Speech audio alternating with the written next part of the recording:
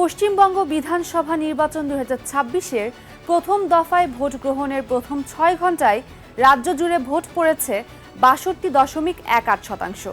দুপুর 1টা পর্যন্ত পাওয়া তথ্য অনুযায়ী পশ্চিম মেদিনীপুর জেলায় সর্বোচ্চ 65.77% ভোট পড়েছে, আর মালদা জেলায় তুলনামূলকভাবে কম 58.45% ভোটার তাদের ভোটাধিকার প্রয়োগ করেছেন।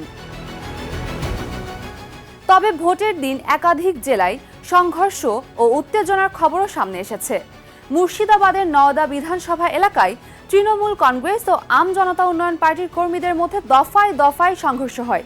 অভিযোগ রয়েছে শিবনগর এলাকায় ভোট কেন্দ্রের কাছে বোমাবাজির ঘটনা ঘটে, যা পরিস্থিতিকে আরও উত্তপ্ত করে তোলে। এলাকায় কনভয়ের গাড়ি ভাঙচুর, ইট পাটকেল নিক্ষেপ এবং পথ রোধের অভিযোগও ওঠে। বসুন্ধরা ট্যাবলেট এখন আরো উন্নত। এই হট এয়ার থ্রো টপশিট দ্রুত শোষণ করে সোনামণিকে দেয় কোমল অনুভূতি। পরিস্থিতি নিয়ন্ত্রণে আনতে কেন্দ্রীয় বাহিনী ও নিরাপত্তা বাহিনী দ্রুত হস্তক্ষেপ করে। একই জেলায় ডোমকল এলাকায় সিপিআই ও তৃণমূল কংগ্রেসের কর্মীদের সংঘর্ষে 4 জন আহত হন বলে জানিয়েছে পুলিশ। অন্যদিকে নন্দীগ্রাম সহ বিভিন্ন কেন্দ্রে কড়া নিরাপত্তার মধ্যে ভোটগ্রহণ চলছে। সিআরপিএফ বাহিনী মোতায়েন, সিসিটিভি নজরদারি এবং দীর্ঘ ভোটার লাইনের মধ্যেও ভোটারদের উপস্থিতি ছিল চোখে পড়ার মতো। প্রবীণ ও অসুস্থ ভোটারদের ক্ষেত্রে নিরাপত্তা বাহিনী সহায়তা করে আগেই ভোট দেওয়ার ব্যবস্থা করেছে।